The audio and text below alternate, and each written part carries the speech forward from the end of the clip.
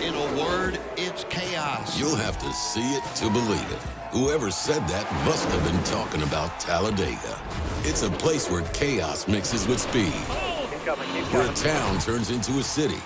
And a playoffs weekend becomes a lifetime of memories. It's a tradition like no other. At a track like no other. And after it's all over, you still won't believe it ever happened. Get your tickets now at TalladegaSuperspeedway.com.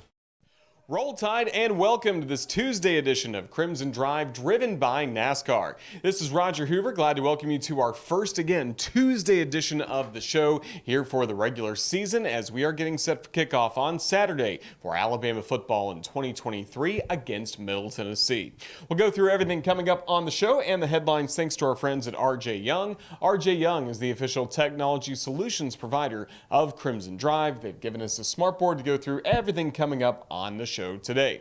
First things first, we'll begin our one-on-one conversations with Crimson Tide football players by first visiting with the Crimson Tide center, Seth McLaughlin. Great couple years for him in the Crimson. Now he's gearing up to lead this Alabama offensive line. We'll hear from Seth to start the show, and then we'll hear from his head coach, Nick Saban, who met with the media yesterday, talking about Middle Tennessee, also talking about why Alabama did not release a depth chart yesterday. More on that coming up in a bit. Then we'll talk to our legend of the week, one of our two honorary captains for Saturday, Eryk Anders, who's now a mixed martial artist competing in UFC. We'll have a good conversation with Eryk, and then we'll visit with the voice of the MTSU Blue Raiders, Chip Walters. We always do this all throughout the football season now for the other booth, getting a great breakdown on Middle Tennessee from Chip Walters. Now we'll go through our headlines again, thanks to our friends at RJ Young, and we take a look at the Crimson Tide football team. Of course, the season starting this week against the Middle Tennessee Blue Raiders, a team that has won back-to-back bowl games. It'll be a good challenge for Alabama right out the gate. Alabama has won the previous 3 meetings against Middle Tennessee, the last one coming back in 2015. Crimson Tide have always started the season strong, even with so many notable matchups, a lot of neutral site matchups to begin the year. Alabama has never lost under Coach Saban in a season opener.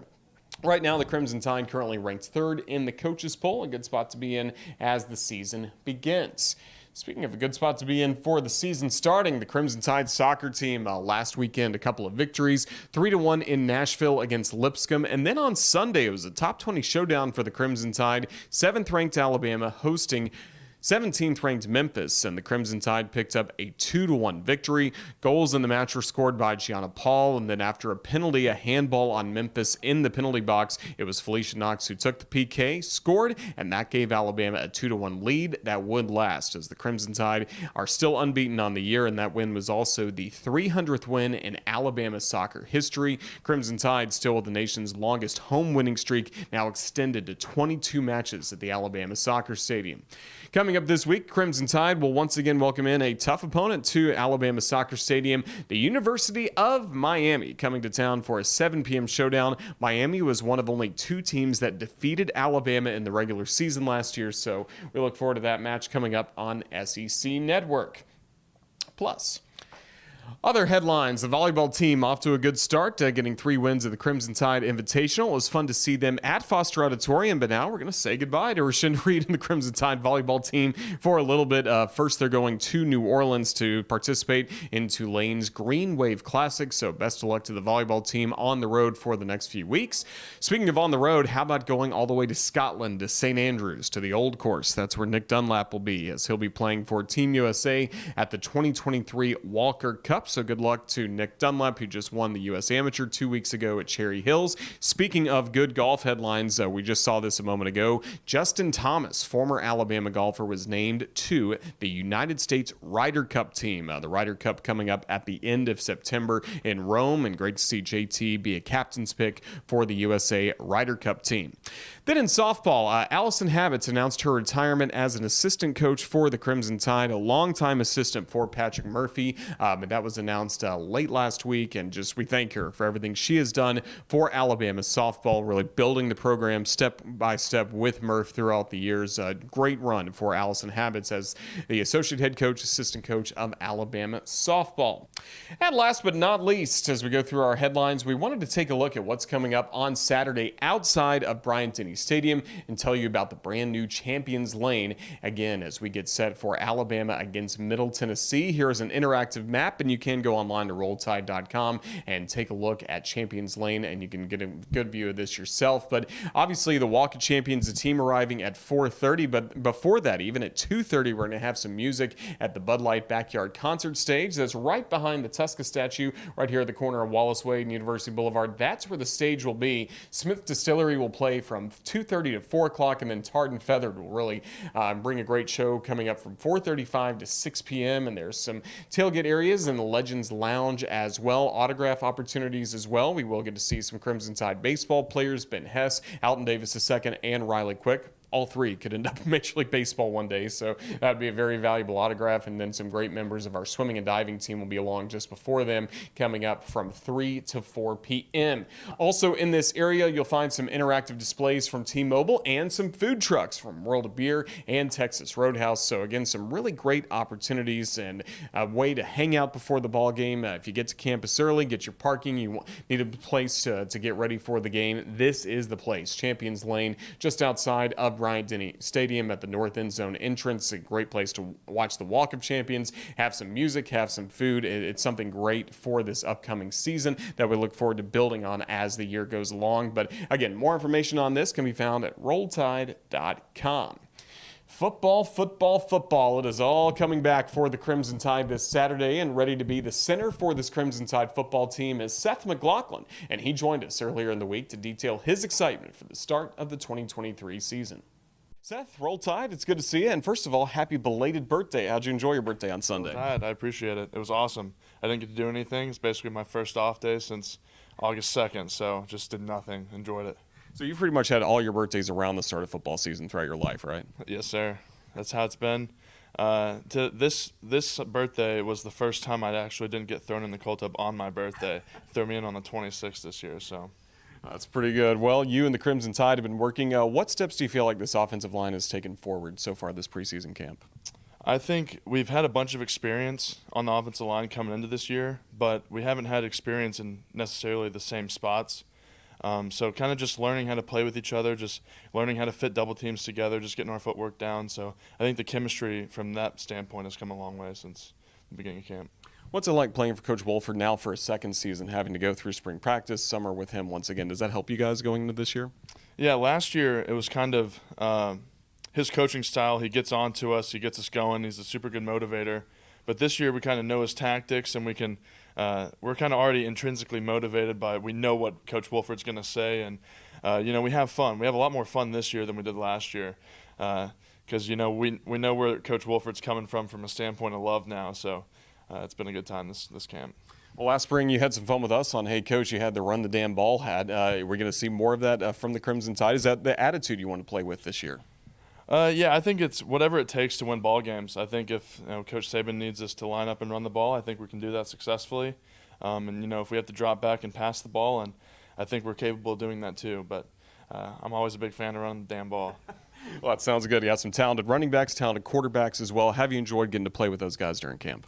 It's been good. It's been good getting some reps with the young running backs too, getting to know their style and learning how to block with them. And it's been nice.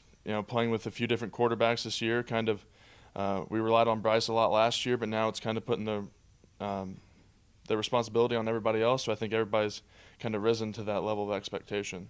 All right, you get to start the season at home at Bryant-Denny Stadium. What do you love the most about playing here on campus?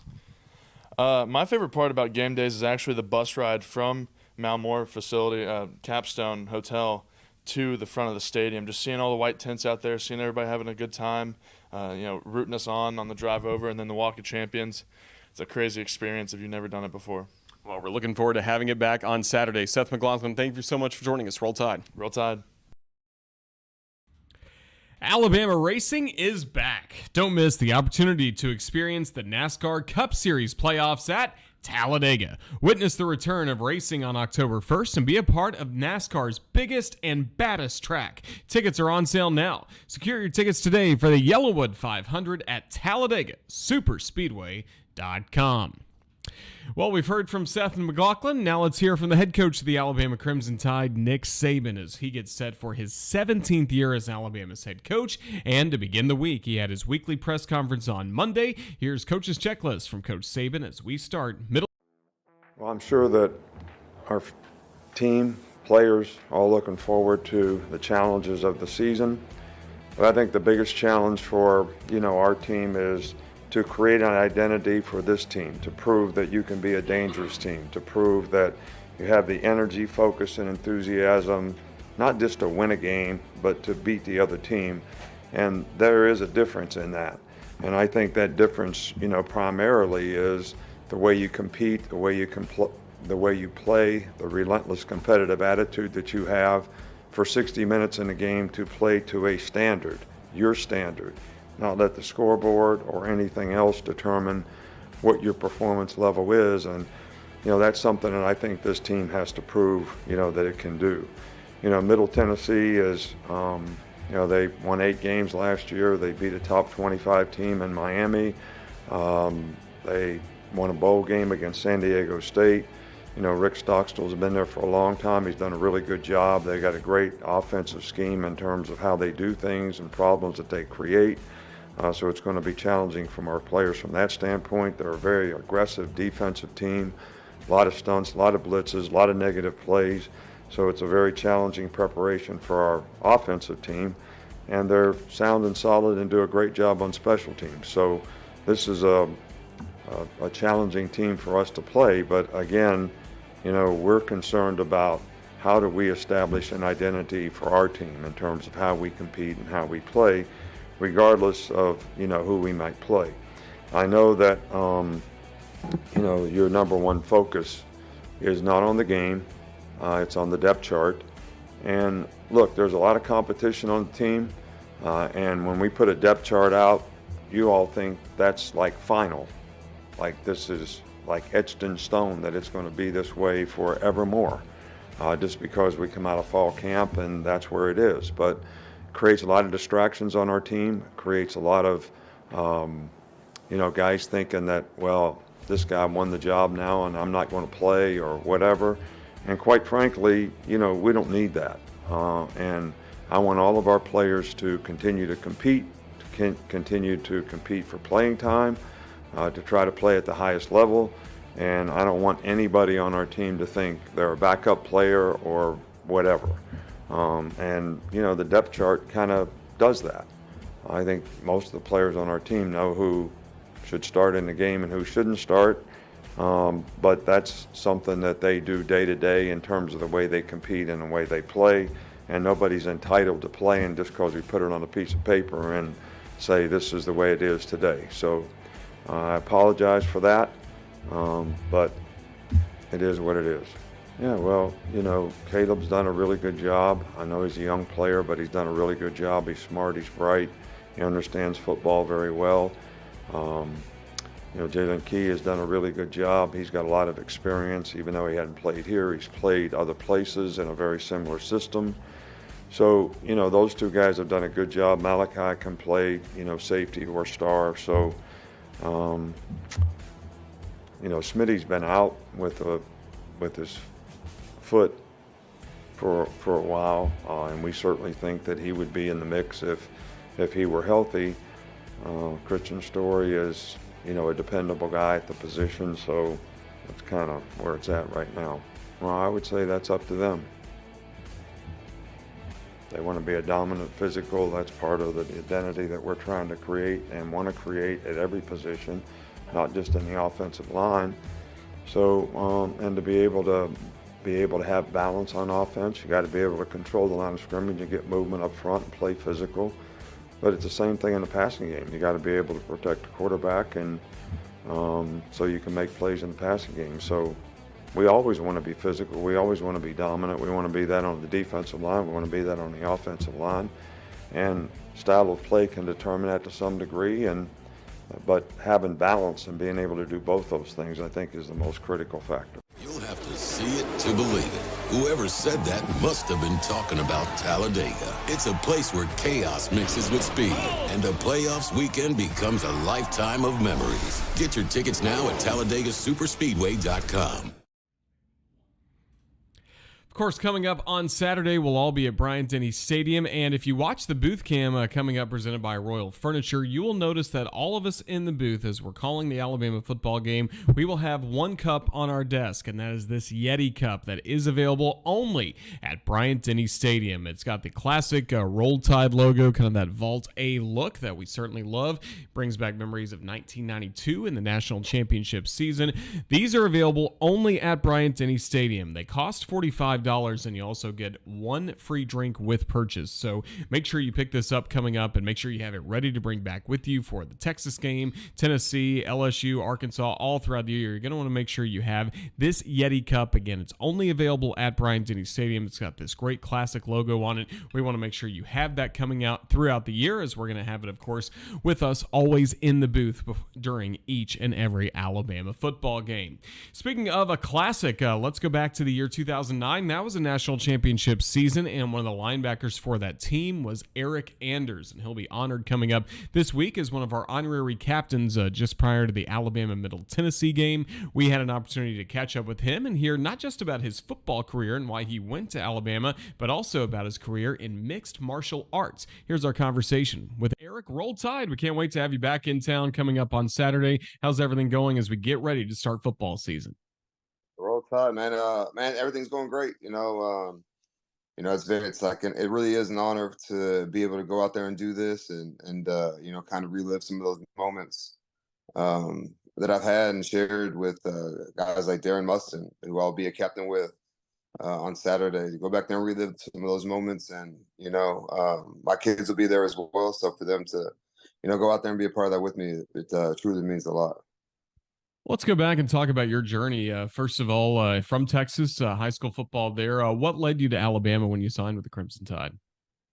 I really wasn't very highly recruited coming out of high school. So, I think my only options were Ole Miss, Texas Tech, and Memphis, and then Bama came late. So, I obviously Mississippi Ole Miss was the best choice out of those original three, but, I was just never sold on Ole Miss. There's something about even saying the word Mississippi that just, kind of makes me feel a little racist inside. I did not want to go or live or have anything to do with Mississippi.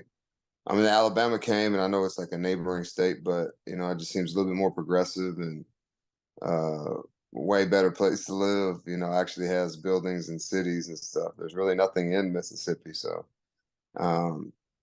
Alabama came late. So, I dipped on Ole Miss and came to Alabama. What was that transition like to playing college football? And especially speaking of transitions, you had to go through the coaching change as well from Coach Shula to Coach Saban. Yeah, Shula, he tried to oversimplify everything, which at the end of the day made it more complicated, if that makes sense. He's just from the defensive standpoint, there just weren't enough plays and checks and audibles and stuff for the scheme of some of the offenses we were playing. So we had a lot of talented players on defense, like the D'Amico Ryans, Rashad Johnson, to name a few.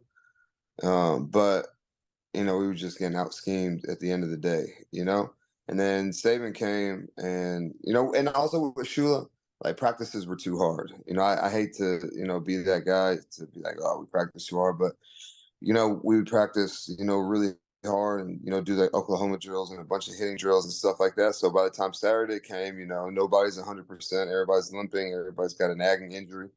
And so when Saban came, he really took the NFL approach. Yeah, we hit, we thudded, but nothing was ever to the ground. So by the time Saturday came, everybody was healthy, ready to go, mentally as well as physically. And for you, you got to be part of that great rise, obviously winning the SEC West in 2008, then winning the national championship in 2009. What did it mean to be a part of those teams that really, truly brought Alabama football back? Alabama was built on tradition. The first 2 years I was there, I guess 3 years, my redshirt freshman, and the sophomore year, everybody always talked about tradition, tradition, tradition. And in my head, I was like, man, tradition is something that like happens often, frequently, and we just haven't been living up to, what the past teams had done.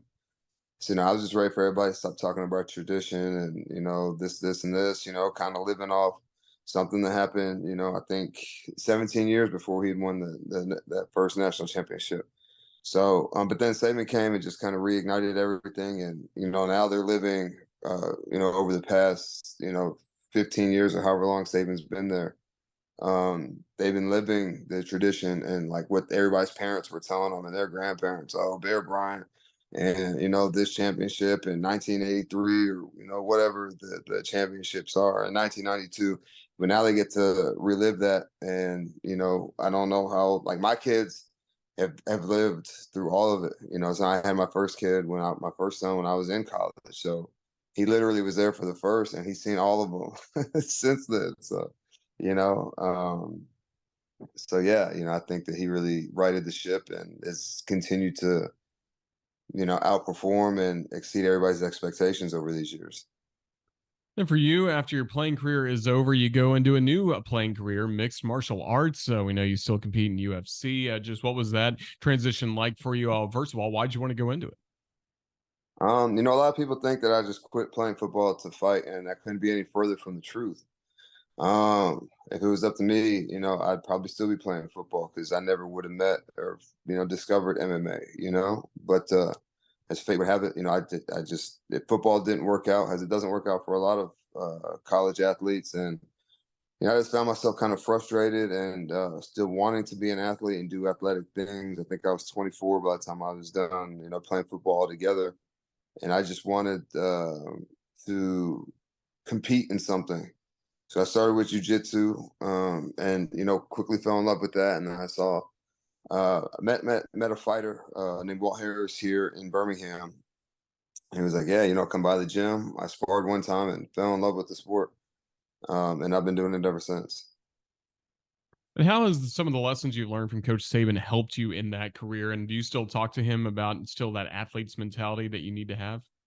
Nah, Saban's so busy, I don't ever want to bother him or with any of my stuff going on because what I got going on it doesn't even relate to football. But one thing that really stuck out with me is his attention to detail and putting yourself in the best possible position to win. And if you do that, everything else will work out. I'm not saying I won every single fight, but I've definitely tried to put myself in the best possible situation and scenario in preparation to go out there and win and be dominant in fights and things like that. But, so, even if I lose, it's a little bit easier to sleep at night knowing that I did everything I could do before the fight. And, that transitions to the fight. So win, lose, or draw, I know I did everything I was supposed to do and could have done to get ready for that particular fight. Well, we wish you the best of luck with your upcoming fights. And again, we're thrilled to welcome you and your family back to campus this upcoming Saturday as one of our honorary captains against Middle Tennessee. Eryk Anders, just thank you so much for joining us here on the Crimson Tide Sports Network. Roll Tide. All right, Roll Tide, brother. Thank you for having me. The NASCAR Cup Series playoffs are returning to Talladega on October 1st. Don't miss your chance to witness epic playoff racing as drivers continue their hunt for a championship. Purchase your tickets today for the Yellowwood 500 at TalladegaSuperspeedway.com. As we continue along on Crimson Drive, driven by NASCAR, it's time to start looking ahead to an actual opponent for the Crimson Tide. And over the last few years here on Crimson Drive, we've been able to visit each and every game week with the broadcaster of the opposing school. And that means this week we are talking to our good friend Chip Walters from Middle Tennessee, now in his 33rd season as the voice of the Blue Raiders. And he gives us a great breakdown on this Middle Tennessee team that Alabama will face. Chip, it's great to see you once again. An Alabama MTSU matchup for you to call. How's everything going as we get ready for the season to start? Yeah, excited about the new season, and this will be the fourth time that Middle and Alabama have played, and it's almost always been in that obviously in that September time frame. And we've had one really good matchup, and Middle's played pretty well and kind of ran out of steam in the other two matchups. But I expect, another competitive contest going into this one. But, the Blue Raiders have to play very well. And the one thing that Coach Rick Stockstill has talked about all week long is being able to play cleanly on offense and not give anything away. Alabama's good enough on their own. They just don't need any help. Coach Saban talked about Coach Stockstill at his press conference on Monday, really praising the program he's built. You've been there for his entire run there. Just what kind of program has he built? Obviously, it's one that's had success. Yeah, it's been very consistent. They have in middle, like a lot of group of five type programs, spend a good bit of time in September, possibly on the road at a Power Five, having some payday games, things like that. But, sometimes the script doesn't necessarily hold. Ask Miami a year ago. So it is, they have been consistently in that 7-8 win area, right in the thick of the conference race. They've been in one conference championship game, which I think, if Stock could change one thing, it might be that they were would have been in more championship games in Conference USA. But, the other goal, getting to the postseason. They've been in bowl games 9 out of the last 11 years. They've got a 2-game bowl winning streak going on right now. And, and in our league, we've got some pretty nice destinations when it does come to bowls. I mean, we have won 2 in a row, and neither one have been on the continental United States. One of them was in the Bahamas, and one was in Hawaii. That's really good for the voice of Blue Raiders, Chip Walters. It's right. It does. It sometimes it does cramp a little bit of the basketball schedule, but we've always been able to work through that. Absolutely. Plenty of time to get home to Murfreesboro. You mentioned a great win last year against Miami. What made that night special? What led to success for Middle Tennessee? What led to the success was early on.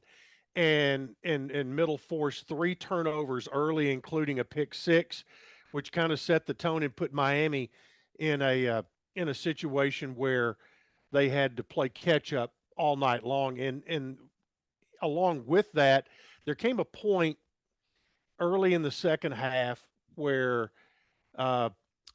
Miami had an opportunity to cut it to 7, and they had a 4th and whatever, down inside the 20-yard line, and it was complete. The play was it was a completed pass, but to the 2-yard line, and it was a 4th and goal. So Middle got the ball back on the 2-yard line and immediately turned around and got a 98-yard touchdown pass. And it was just a situation where wide receiver got behind the defense.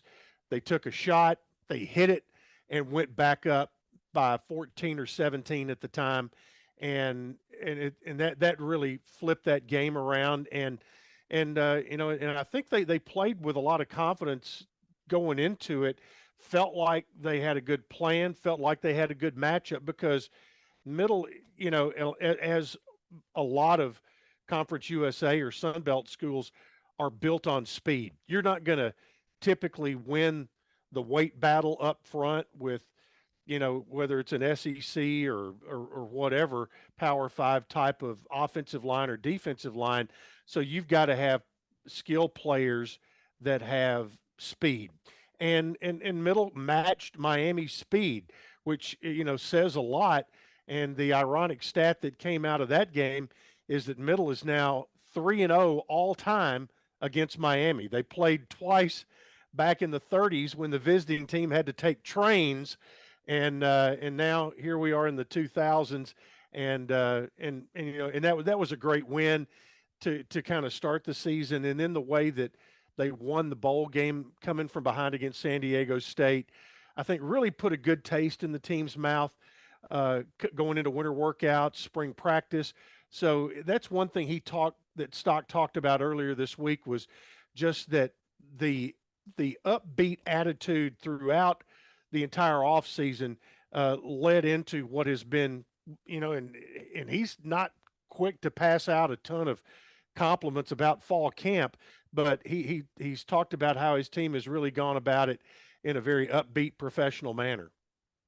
Let's talk about this year's Blue Raider team. Starting on offense, who should Alabama fans know about? Who are some of the big playmakers? Well, you got to look at Nick Vattiato, who inherits the starting quarterback job. Nick is an interesting story because 2 years ago he was being redshirted when Chase Cunningham got injured in San Antonio, and came in and started 5 games and ended up being the MVP of the Bahamas Bowl. And so last year, Cunningham was back healthy, and Coach Stock approached him and said, "Hey, I'd like to get you your redshirt year back." And Nick was happy to do that, which is pretty unusual in this day and time of college football. And so he used that year, played in 2 games last year, but now he's back. He's a natural born leader, just extremely bright. Obviously he can make things happen on the field. He's got a good crew of wide receivers around him. DJ England Chisholm, he's the guy that had the 98-yard catch against Miami. He's the outside threat. He's 5'8", but he can fly. Jeremy Tate is kind of a slot inside receiver, H-back kind of guy. He's a transfer from Memphis. Holden Willis is a new guy to the roster, transfer from South Florida. And then we have Elijah Metcalf, was a guy who kind of had a little bit of a breakthrough last year. So he I think has a chance to really expand on his role. As far as the running back position, Frank Peasant is back for his junior year. Peasant is from Pensacola, played at Escambia High School, and they've had some pretty good running backs come out of Escambia High School, like Emmitt Smith, guys like that. Peasant is a really versatile guy. He's not going to just kill you coming downhill. He's got a good, he's got some wiggle to him, can catch the ball out of the backfield. And then you've got an offensive line that Stock has said has had as good a fall camp as any offensive line that he's had. So offensively, that's kind of it in a nutshell. Obviously, in this air raid type offense, the quarterback's got to play well. But since Stock has been here, they've played some version of the spread since he's been here, and this is more of the air raid type. But to make that successful, it's not just throwing it 65 times. You've got to have some success running the football, and then you've got to take care of it. But, they talk about always moving forward. They don't like negative plays. They don't mind eating up clock in a controlled passing game. So Mitch Stewart is in his second year, and I think, the offensive players are used to him after a year a little bit more, and same goes for him being back used to the offensive players. Then how about on the defensive side of the ball? Defense, the first thing I look at is a guy who's not there, and that's Jordan Ferguson, who started basically for 4 years, ended up being the MVP of the Hawaii Bowl last year. He's now playing on Sundays, and but the thing is, out of that front 4 defensively, there are on the 2 deep, 7 of the 8 guys on the 2 deep of the front 4 have either started or played starter-like minutes. But Zaylen Wood, Marley Cook, Jordan Branch, Quindarius Dunnigan, that's going to be your front 4 guys who have all got a lot of experience. Richard Kinley, whose dad was a former Blue Raider. He's from the Memphis area. He is back after a year where he had some injuries. On the defensive side in the linebacker area, Devin Curtis, middle linebacker. He's the guy that makes all the calls. He's experienced. Parker Hughes started at the weak side a year ago. Jonathan Butler. You return all 3 linebackers, and interestingly, one of the strong side linebackers is a young man by the name of Drew Francis, and his dad, Alabama fans might know, his dad was Jeff Francis, former quarterback at Tennessee. And then in the secondary, you lost a couple of guys that were starters from a year ago, but Teldrick Ross, who is the left corner, and Trey Fluellen, the free safety, are both guys who are very experienced and are both on the Conference USA watch list.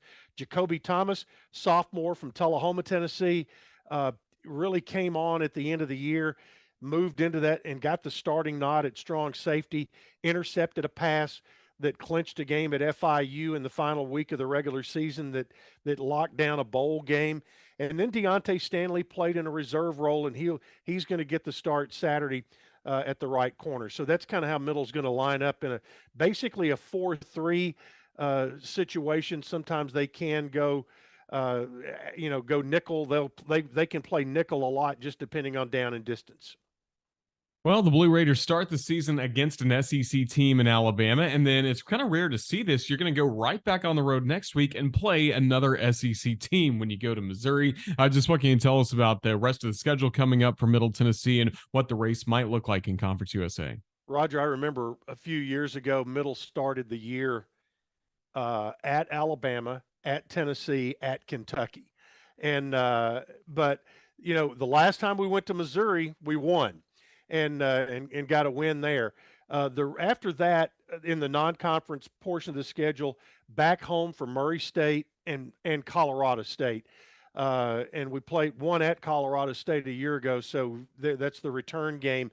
And then Conference USA is instituted in October, kind of the MACtion schedule formula. It's going to be midweek games in October.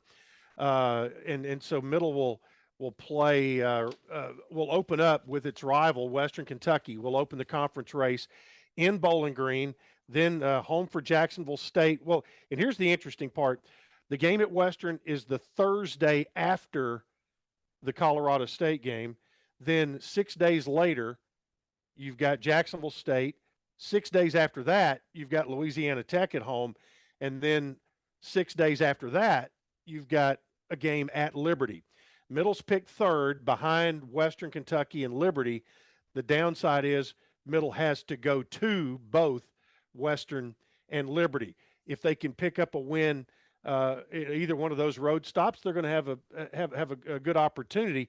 The November schedule, real quick, is at New Mexico State, FIU, and UTEP at home, and finish it out at Sam Houston.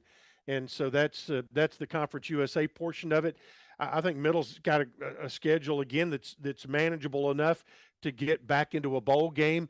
Again, there's a couple of critical road games there that can give them an opportunity at a conference championship game type deal. So we'll just have to see how it plays out. And, of course, it really, for your kids, when you go through your entire winter workout and spring season and you look at the schedule outside the locker room, and Alabama is the first name listed, I mean, you're going to have their attention that whole time. So I think they're excited. They've been in these type of situations and these type of environments before. It's interesting. The last time Middle played at Alabama, Brent Stockstill, Coach Stockstill's son, was the starting quarterback. Now he's the quarterback coach at Middle. So he's Nick Vattiato was asked earlier in the week if he'd had conversations with Brent about playing in that environment. He said, yeah, we talked about it some. He goes, but, I just want to get my guys out there and play as well as we can, as long as we can. And our objective is to go win, but we want to get better every week, no matter what happens. Well, we're certainly looking forward to Saturday, the season opener for both Alabama and Middle Tennessee. Chip, thank you so much for giving us a great breakdown on the Blue Raiders. Have safe travels later in the week to Tuscaloosa. Look forward to seeing you on Saturday. Thank you. Appreciate it, Roger. Thanks. Time to wrap up this Tuesday edition of Crimson Drive, driven by NASCAR. But before we go, it's time to take a look at what's coming up on the Crimson Tide Sports Network during what's going to be a very busy week and weekend coming up for us here in Tuscaloosa. And we always look ahead with our weekend update that's brought to you by Wickles Pickles. They are wickedly delicious. We have the relish, we have the pickle chips, always with us here in studio, and you can enjoy Wickles Pickles all throughout your game day weekend. Just go online to wicklespickles.com. Let's see what's coming up across the Crimson Tide Sports Network.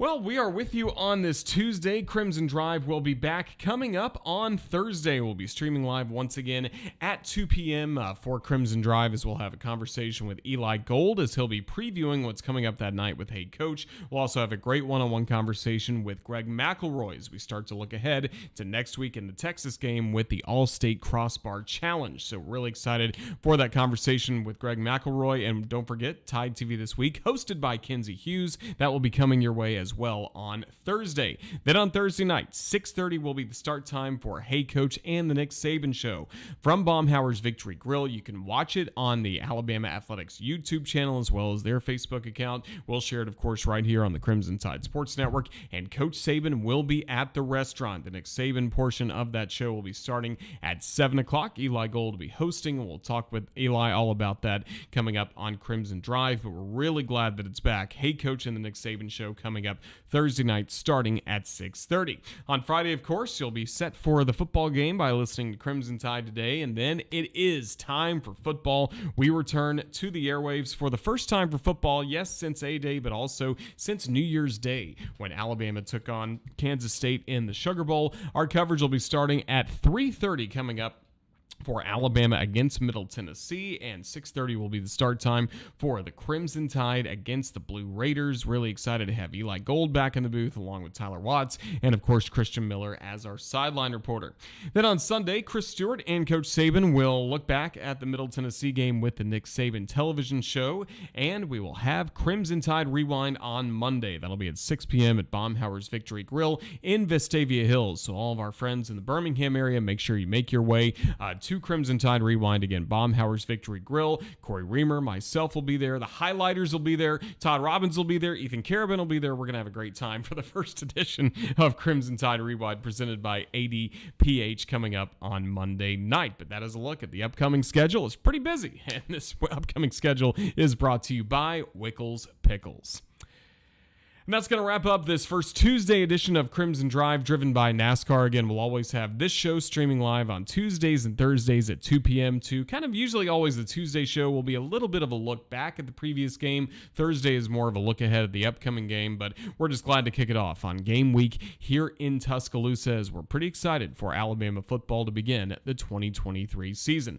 Thank you to our Crimson Tide legend Eryk Anders for joining us, as well as current Crimson Tide player Seth McLaughlin with his interview, and then Chip Walters, the voice of Middle Tennessee. Really enjoyed getting to learn about Alabama's first opponent. Thanks as well to Ethan Carabin for putting the show together. Thanks to all of you for watching this edition of Crimson Drive, driven by NASCAR. From Tuscaloosa, this is Roger Hoover saying, I hope you have a great afternoon. Thanks for watching again, and roll tide.